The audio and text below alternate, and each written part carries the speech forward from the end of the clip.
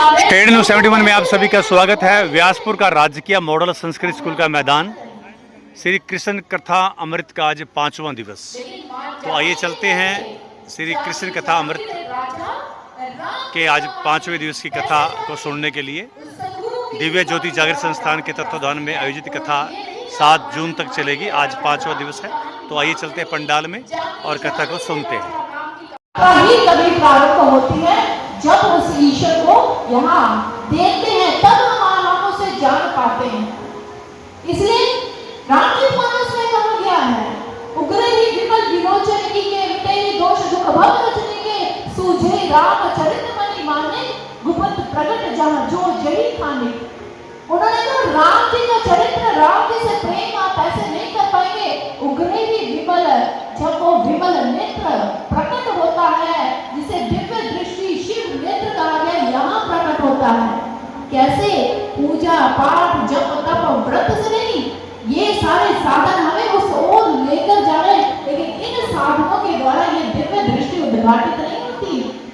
कैसे होती है? जब सदगुरु मस्तक पर हाथ रखते हैं, शीश पर हाथ रखते हैं, तब ये दिव्य दृष्टि खुलती है, ये शिव नेत्र खुलता है और साधक उसी समय प्रकाश स्वरूप परमात्मा का दर्शन करता है। ये शास्त्र सम्मत बातें हैं। हमारे सभी महापुरुषों ने कहा है, ईश्वर को जाना जा सकता है, देखा जा सकता है, और जब भक्तों ने उसे देखा, उसे जाना, तो ही वो उसे अपनी उंगलियों पर न जा पाए। तभी भगवान उस 56 प्रकार के व्यंजनों को छोड़कर विदुर का साग खाने गए। सुदामा जी ने अंदर देखा, तभी भगवान ने उसके कच्चे चावलों को भोग लगाया, क्योंकि प्रेम की जो प्रीति थी, प्रेम की जो सगाई थी, वो प्रगाढ़ हो चुकी थी। इसलिए प्रेम का शुभारंभ ही तब होता है जब हम ईश्वर का दर्शन करते हैं, प्रभु का दर्शन करते हैं। आप किसी भी शास्त्र को उठाकर पढ़िए, सारे शास्त्र इस बात की गवाही देते हैं कि गुरु की कृपा के द्वारा घट में उस ईश्वर, उस परमात्मा का दर्शन जब कर लेंगे, तभी प्रेम की प्रीति प्रगाढ़ होती है। क्योंकि ये प्रेम की सगाई जो है, सब सगाइयों से ऊंची होती है। जिस प्रेम के बंधन में भक्त अपने भगवान को बांध लेते हैं। तो आइए विचारों के साथ साथ ऐसे ही भावों को हम श्रवण भी करते हैं।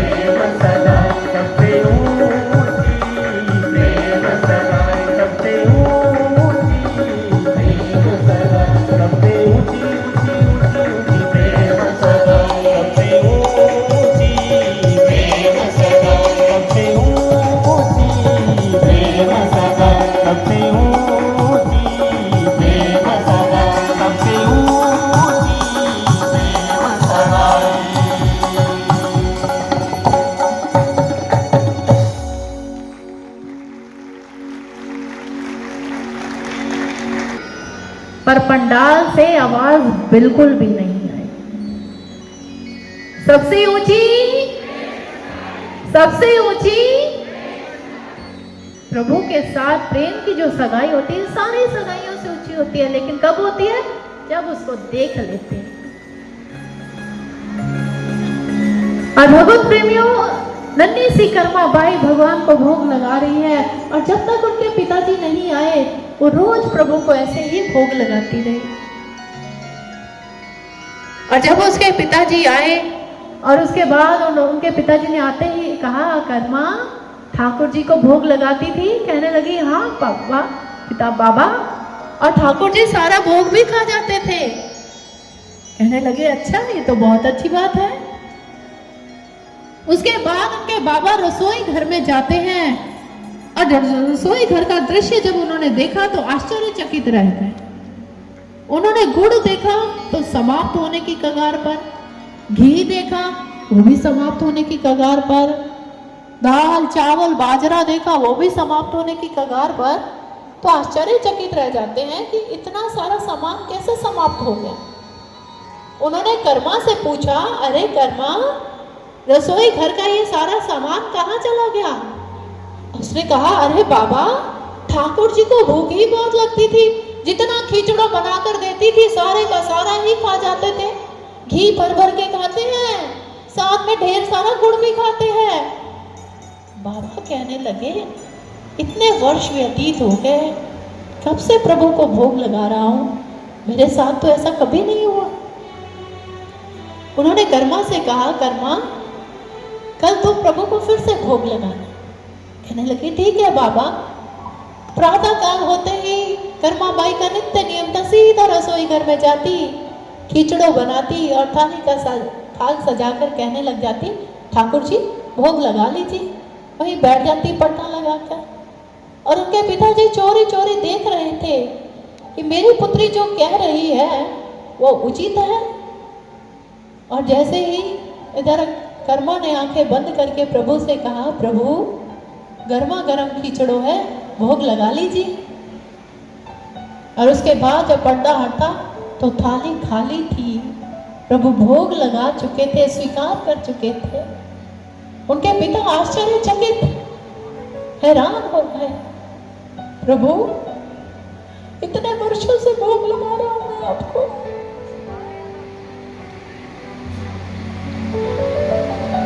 मेरी भक्ति में कहीं कमी होगी जो आपने स्वीकार नहीं की, लेकिन आप मेरी पुत्री के इस भोग को स्वीकार कर, मेरे समर्पण में कहीं कमी होगी। उसके बाद उन्होंने कहा कि पुत्री तुम रोज ठाकुर जी को भोग लगा।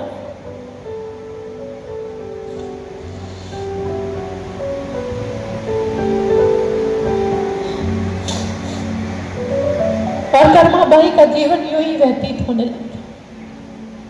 बड़ी प्रसन्न होती थी। उसके जीवन का उद्देश्य ही था, प्रातः काल हो प्रभु के लिए खिचड़ो बनाओ और उनको खिलाओ। पिता भी ऐसी पुत्री को प्राप्त करके अपने आप को सौभाग्यशाली समझ रहे थे। समय की धारा प्रवाहित होती चली गई। कर्माबाई का प्रेम प्रभु के साथ प्रगाढ़ तर प्रगाढ़ होता चला गया, लेकिन इस प्रेम को अभी मंजिल मिलने की आवश्यकता थी। और उसके बाद समय की धारा जब प्रवाहित होती रही, काल चक्र आगे की ओर चलता रहा, तो उनके पिताजी का देहांत हो गया। कर्माबाई का अब मन नहीं लगता था। उन्होंने अपने प्रभु की प्रतिमा को उठाया और चल पड़ी तीर्थाटन करने के लिए। तीर्थों की ओर निकल गई। अनेक तीर्थ स्थलों पर गई। अनेकों पवित्र नदियों में जाकर उन्होंने डुबकी लगाई। हमने महापुरुषों के मुख से सुना है कि उन्हीं तीर्थ स्थलों पर कर्माबाई को उनके गुरु मिले और उन्होंने कर्माबाई के भक्ति को मंजिल प्रदान की। ठाकुर जी का दर्शन यहाँ उनके भीतर भी करवा दिया। कर्माबाई बड़ी प्रसन्न थी। वह तो मात्र बाहर से ही पूछती थी, ये अनभिज्ञ से तथ्य से मेरे ठाकुर जी तो मेरे अंदर ज्योति रूप में विराजमान है और प्रसन्न हो गए। अनेकों नदियों का भ्रमण करती हुई तीर्थ स्थलों पर अपने ठाकुर जी को निहारती, ध्यान साधना करते हुए आगे की ओर बढ़ती चली जाती। हरिद्वार पहुंची, गंगा तट पर पहुंची, सारी नदियों में डुबकियां लगी। और भगवत प्रेमियों, आज एक बड़ा विशेष दिन है और उसकी चर्चा किए बिना आगे निकल जाऊं तो ये उचित नहीं होगा। आज ही वो पुण्य दिन है, पवित्र दिन है, जब वो विष्णु के कमंडल से निकली हुई गंगा मैया शिव की जटाओं में समाई और भगीरथ के प्रगाढ़ तप से वही गंगा इस भारत की भूमि पर आई और इस भारत की भूमि को उसने पवित्र कर दिया। आज गंगा अवतरण दिवस है, जहाँ हमारे भारत में हर धार्मिक स्थल पर, हर स्थान पर आज गंगा मैया का पूजन आराधन किया जा रहा है। तो बोलिए गंगा मैया की, गंगा मैया की, भारत माता की। भगवत प्रेमियों, हमारे समस्त आर्ष ग्रंथों में गंगा मैया की महिमा का वर्णन आता है।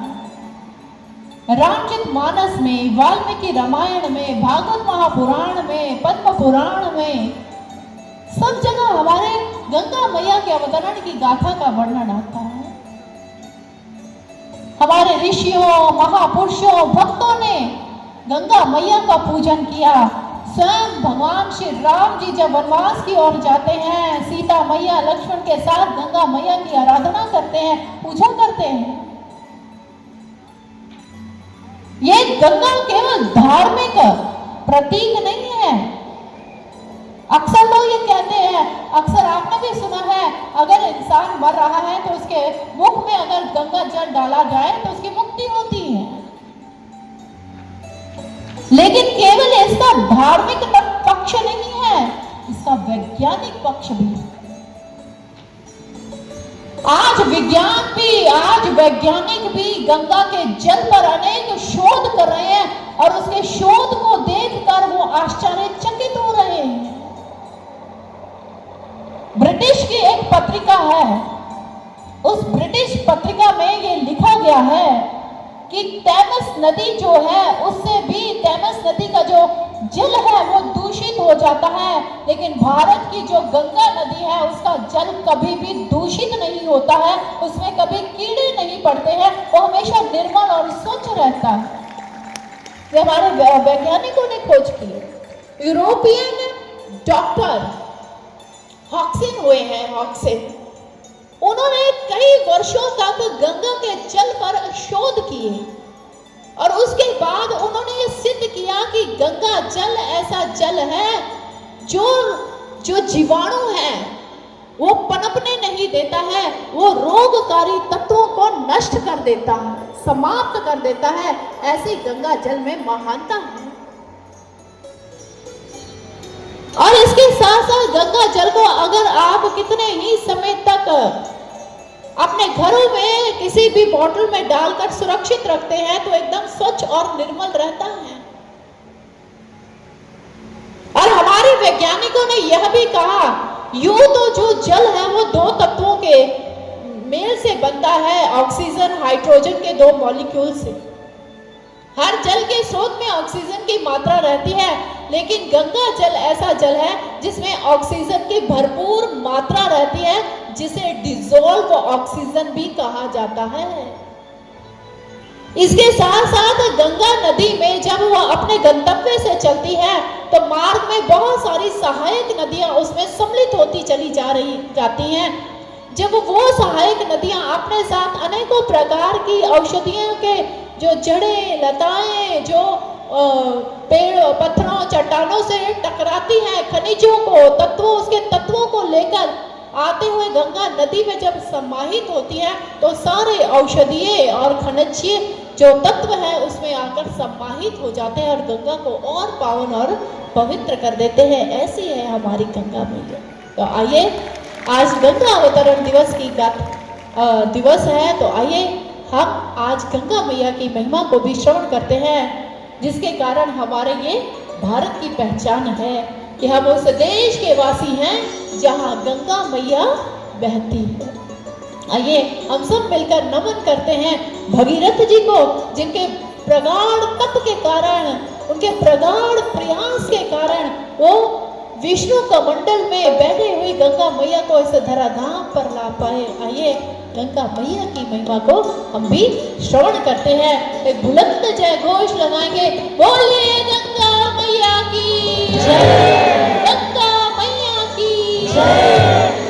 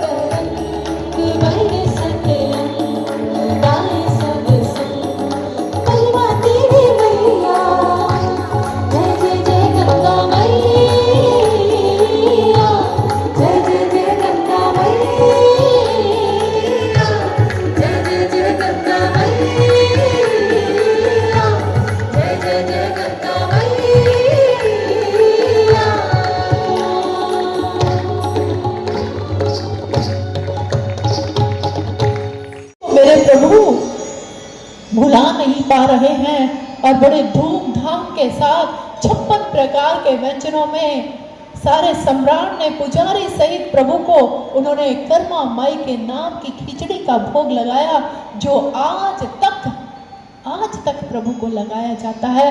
तो बोलिए भक्त कर्मा बाई की, भक्त कर्मा माई की। और भगवत प्रेमियों, इस प्रकार से कर्मा माई ने अपने प्रभु को रिझा लिया। लेकिन कैसे भक्तों ने इतना रिझा लिया उसे? कैसे उनकी किसी परिस्थिति, किसी भी संघर्ष में उनका विश्वास डगमगाया नहीं?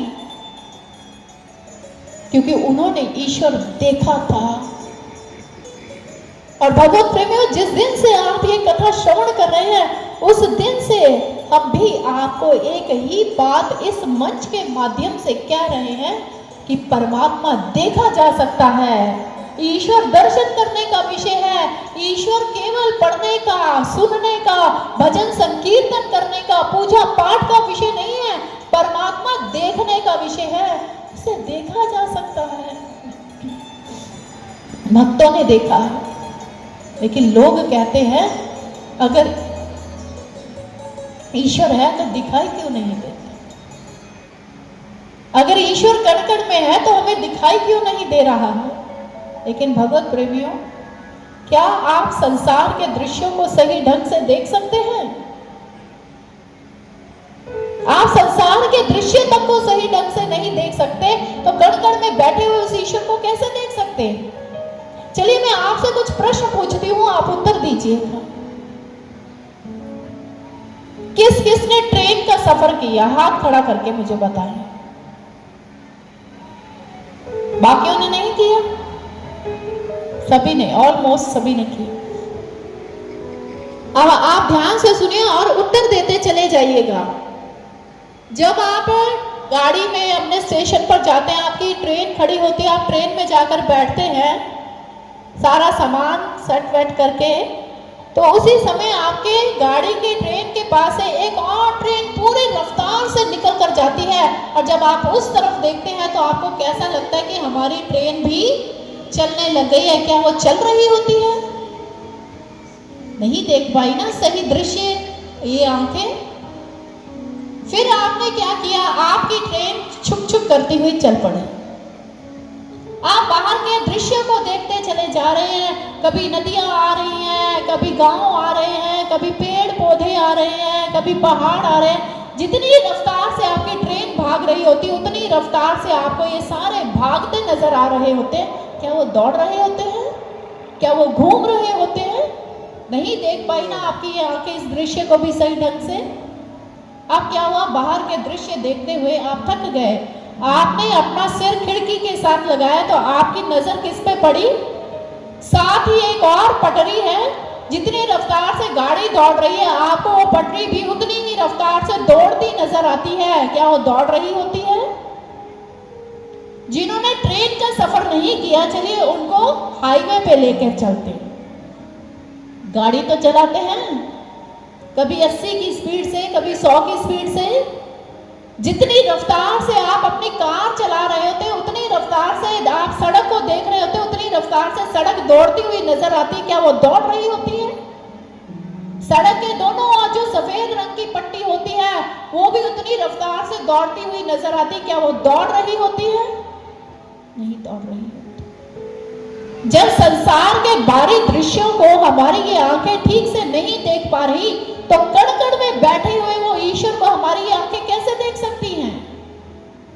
अगर कण कण में बैठे हुए ईश्वर को भक्तों ने देखा है, वो इसलिए देख पाए क्योंकि उन्होंने पहले यहां भीतर देखा था, पहले अंदर देखा था, तब उन्हें बाहर दिखाई दिए थे। इसलिए हमारे